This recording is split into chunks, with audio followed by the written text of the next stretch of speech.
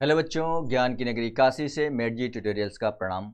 मैं विजय पाल लेकर चलता हूं आपको मैथ्स की दुनिया में, जहां पर आप बन सकते हैं बोर्ड टॉपर्स, इंजीनियर्स। तो चलिए शुरू करते हैं। आज का हमारा टॉपिक है नंबर सिस्टम।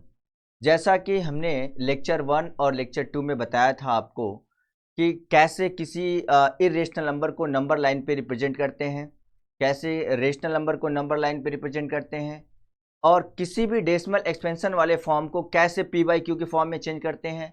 और इसके अलावा मैंने ये भी बताया था कि कैसे हम लोग रेशनलाइजिंग द डिनोमिनेटर वाले पार्ट को रेशनलाइज कैसे करते हैं।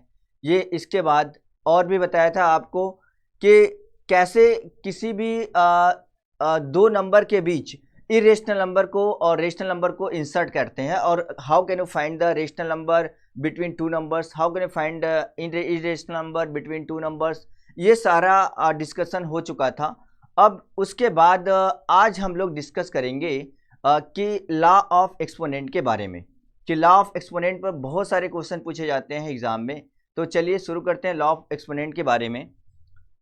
Law of exponent, law of exponent, इसके कौन कौन से रूल होते हैं। जैसे हमने लिख दिया a के पावर x इंटू ए के पावर y, ए के पावर x इंटू ए के पावर y लिख दिया गया है। तो ए के पावर, अगर ये बेस सेम है, पावर डिफरेंट है, मल्टीप्लीकेशन में है, तो ये आपका पावर ऐड हो जाएगा, ए के पावर x प्लस वाई आ जाएगा, ए के पावर x प्लस वाई आ जाएगा। अब हमने लिख दिया ए के पावर x अपॉन बी के पावर x। अब यहां पर देखिएगा पावर सेम है, पावर सेम है, बेस डिफरेंट है और ये डिवाइड में है, तो आप क्या लिखेंगे, a बाई बी के power x, a by B के पावर x लिख देंगे। और ये हमने लिख दिया a के power x whole to the power y, तो ये बन जाएगा a के पावर x y, ये बन जाएगा a के पावर x y। पावर का पावर के साथ मल्टीप्लाई हो जाता है, a के पावर x अपॉन b के पावर ये a के पावर x, a के पावर y लिखिए, a के पावर x अपॉन a के पावर y। तो ये क्या हो जाएगा, यहां पर बेस क्या है, सेम है, बेस सेम है, बेस सेम है, पावर डिफरेंट है और ये डिवाइड में है, तो ये बन जाएगा आपका a के पावर x माइनस वाई, ए के पावर x माइनस वाई बन जाएगा, ऐसा हो जाएगा।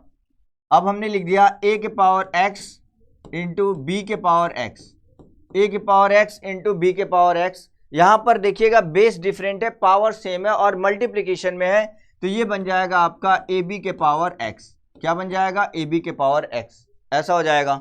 अब इसके बाद हमने लिख दिया a के पावर 0, a के पावर 0। अब a के पावर 0 इसकी वैल्यू क्या हो जाएगी, 1 हो जाएगी। तो ये है कुछ रूल्स लॉ ऑफ एक्सपोनेंट के, जिसको आपको लर्न करना होगा, समझना होगा। ये आपको समझना है कि अगर ये बेस सेम है, पावर डिफरेंट है, तो पावर ऐड हो जाएगा। अगर a के पावर x अपॉन b के पावर x है, यहां पर पावर सेम है, बेस डिफरेंट है, तो ये बन जाएगा a बाई बी के पावर x, सिंगल फॉर्म में आप लिख सकते हैं। अब इसके बाद ये है a के पावर x के पावर y है, तो ये आप देखेंगे पावर का पावर के साथ मल्टीप्लाई हो जाता है, तो ये बन जाएगा एक्स वाई। इसके बाद है a के पावर x अपॉन a के पावर y। अब ये देखिएगा कि यहाँ पर बेस सेम है, पावर डिफरेंट है और डिवाइड में है, तो यहाँ पर क्या हो जाएगा, पावर जो है डिफरेंट है, ये माइनस हो जाएगा x माइनस वाई। अगर हम लिखें इसको a के पावर x डिवाइड a के पावर y, तो आप इसको क्या लिख सकते हैं, a के पावर x माइनस वाई, ऐसे भी ये लिखा जा सकता है। अब इसके बाद है a के पावर x इंटू बी के पावर x। यहाँ पर बेस डिफरेंट है, पावर सेम है और मल्टीप्लीकेशन में है, तो ये आ जाएगा ए बी, ए का बी के साथ मल्टीप्लाई कर देंगे, पावर x लिख देंगे। इसके बाद है a के पावर 0, ए के पावर, किसी के पावर जब 0 वैल्यू होती है उसकी वैल्यू क्या होती है, 1 होती है। अब इस पर बेस्ड हम कुछ क्वेश्चन भी सॉल्व करेंगे, तो चलिए कुछ क्वेश्चन सॉल्व कर लेते हैं। 256 अपॉन 6561 के पावर 3/8 है। अब इसको हम लोग लॉ ऑफ एक्सपोनेंट का यूज करके सॉल्व करेंगे। लॉ ऑफ एक्सपोनेंट का यूज करके सॉल्व कैसे करेंगे, देखिएगा 256 है, इसको फैक्टराइज करेंगे, और 6561 है, इसको भी फैक्टराइज करेंगे, और फैक्टराइज करने के बाद देखते हैं क्या आता है। जब आप 256 को फैक्टराइज करेंगे तो क्या आएगा, 2 हो गया 1, 2 2 जा 4, 2 8 जा 16, 2 6 जा 12, 4, अब ये आ गया 3 2, और ये हो गया आपका 16 हो गया, अब 8 हो गया, अब इसके बाद हो गया 4 हो गया, अब इसके बाद 2 हो गया और 1 हो गया। तो आप देखेंगे ये 2 कितनी बार है, 1 2 3 4 5 6 7 8 बार है। 2 कितनी बार है, 8 बार है। तो आप 2 के पावर 8 लिख सकते हैं 256 को। आप ये देखना पावर में है क्या, आप उसी के इक्विवेलेंस लिखना है, उसी की तरह आपको लिखना है, उसी के फॉर्म में लिखना है। ऐसा करना है कि पावर कैंसिल हो जाए और सिंप्लीफाई हो जाए। तो आप 2 के पावर 8 इसको लिख सकते हैं। अब 6561 है, आप जब इसको सिंप्लीफाई फैक्टराइज करेंगे 6561 को, तो ये क्या आ जाएगा, 3 2 जा 6, 3 1 जा 3, 24, 7, ये आ गया 729, फिर 3 से कटेगा, 243 हो गया, फिर 3 से कटेगा 81 हो जाएगा, फिर 3 से 27, 9, 3 और 1।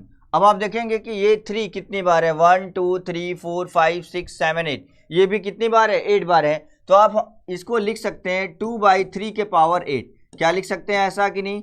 और होल टू द पावर कितना है, ये 3/8 है। तो हमने बताया था आपको अभी कि पावर का पावर के साथ मल्टीप्लाई हो जाता है, तो आप क्या लिख देंगे इसको, 2/3 के पावर 8 इंटू 3/8, ये हो जाएगा 8 से 8 कैंसिल हो गया, ये आ गया 2/3 के पावर 3।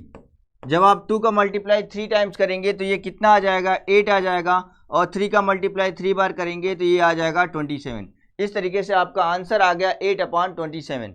अब ऐसे इसको 343/1331 के पावर 1/3 है, इसको आप सिंप्लीफाई करेंगे तो ये क्या आ जाएगा, आप देखेंगे इसको, ये आपका 7 इंटू 7 इंटू 7 हो जाएगा, 3 टाइम्स हो जाएगा, 343 आ जाएगा।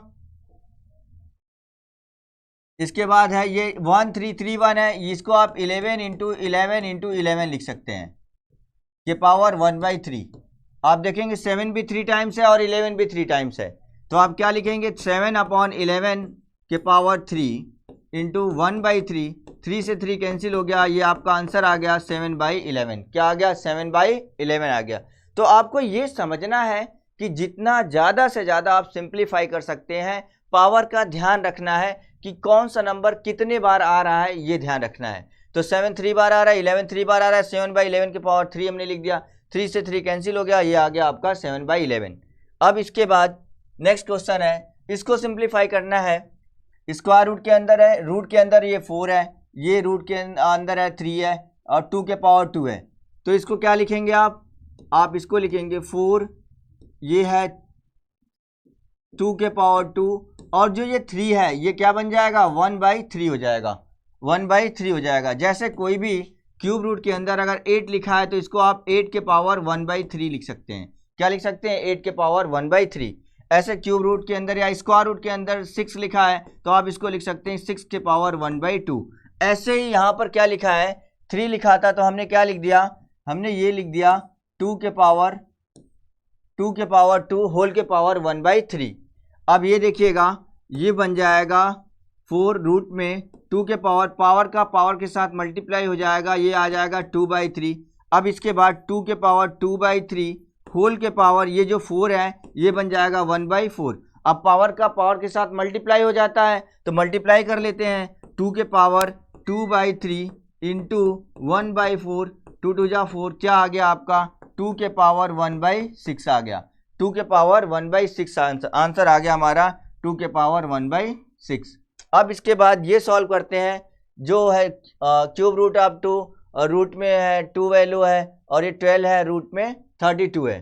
तो आप इसको क्या लिखेंगे, 2 के पावर 1/3, 2 के पावर 1/3 इंटू 2 के पावर 1/4, 2 के पावर 1/4 लिखेंगे। इसके बाद ये देखेंगे जो 32 है, 32 के पावर 1/12 लिख देंगे, 32 के पावर 1/12।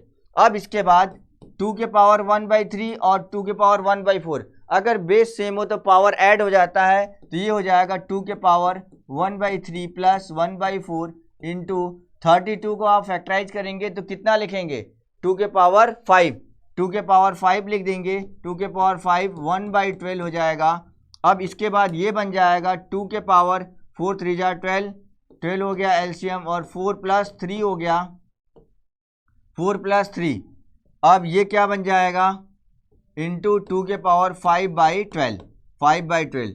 अब ये बन गया 7/12 इंटू 2 के पावर 5/12। अब यहाँ देखेंगे कि बेस सेम है, बेस सेम है, पावर डिफरेंट है और मल्टीप्लिकेशन में है, तो ये क्या हो जाएगा 2 के पावर 7/12 प्लस 5/12, और ये ऐड हो जाएगा पावर 2 के पावर 12/12 आ जाएगा, 12 से 12 कैंसिल हो गया, 2 के पावर 1, इट मीन्स 2 वैल्यू आ गया। कितना आ गया, 2 वैल्यू आ गया।